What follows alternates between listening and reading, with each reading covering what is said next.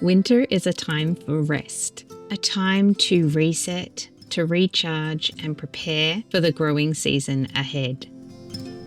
This winter has seen me rest like I've never done before. I've had a lot of healing to do and sitting warm inside, with most days having winter sun beaming onto me, looking at the green grass and bare trees. It's been a calming couple of months.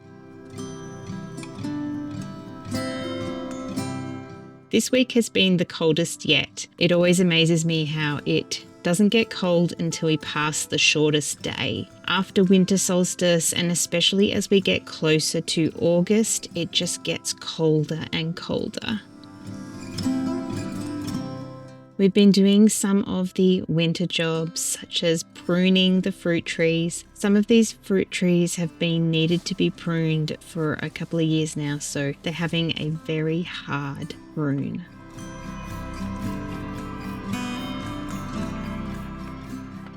This week I've had headaches and I haven't been outside much, only really to harvest food when we've needed it. I probably overdid it on the weekend.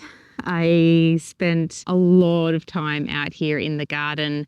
I finally got on top of this row and cleared out a whole heap of self-sown flowers, and I kept some of them to plant out properly, and just cleaned up all of the overgrowth that was around the cabbages and the Brussels sprouts and such that are in this garden. I particularly focused on clearing out the hundreds of poppies that came up around the garlic that I planted in this row, and now the garlic has full access to the sun and they're not crowded and they're doing quite well, so that's good. It was such a sunny weekend and I couldn't help but be outside. I find it really uncomfortable to wear a beanie and a scarf at the moment because of the surgery on the back of my head, and I can sit through small pockets of having a beanie on, but that is the reason why I'm not out here on the really cold days. I'm only out here on the sunny days when I don't need to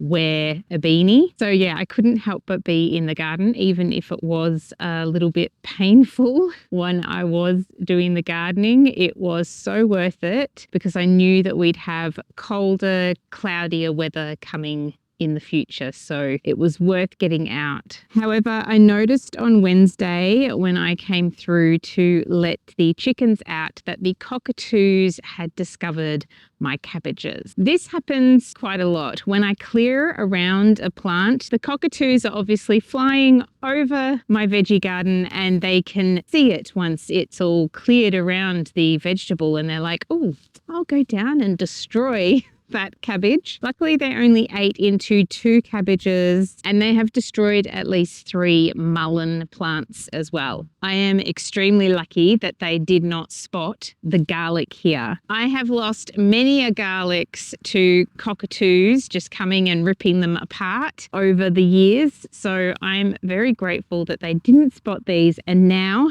I have the netting over this row to protect everything else that they didn't get to, thankfully. Today there's finally some sun after quite a few days of cloud, so I'm going to do a little bit of a cleanup from the cockatoos' mess that they made, and at least I won't have to look at all of the shredded leaves anymore. I hadn't seen this before, but I've just noticed that one of the turnips has been destroyed also. Thankfully, they've left the other ones alone.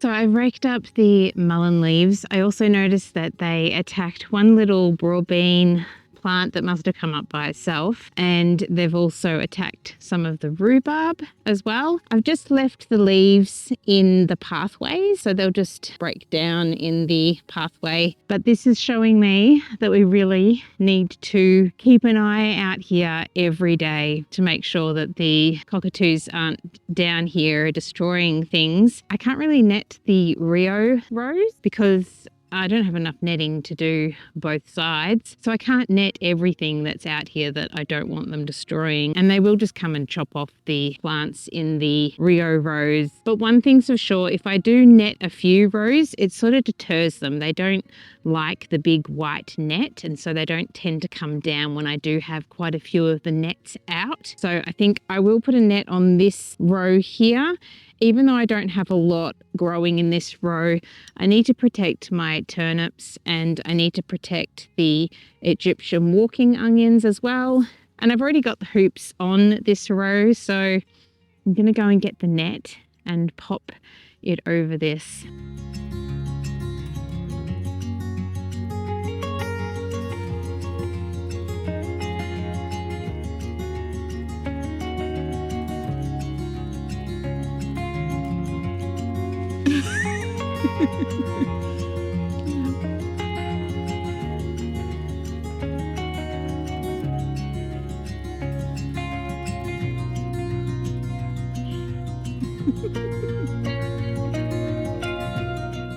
Well, I've started filling up my seedling trays with soil. Now I've got to stop myself from planting tomato seeds right now in the middle of July. I've been using these trays for many years now and they're doing really well.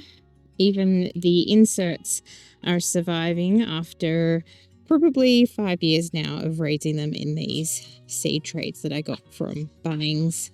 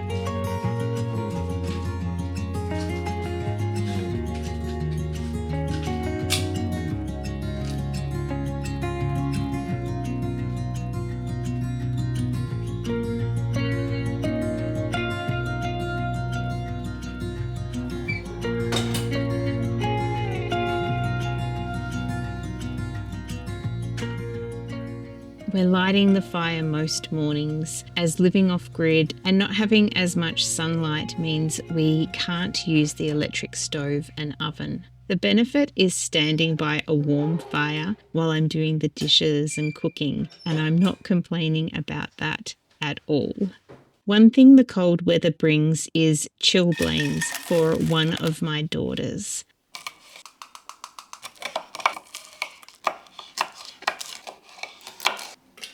I've been meaning to make a chili rub for her to apply to her toes for extra warmth, and I finally got around to doing it. I'm using these hot chilies I grew and dried a few years back.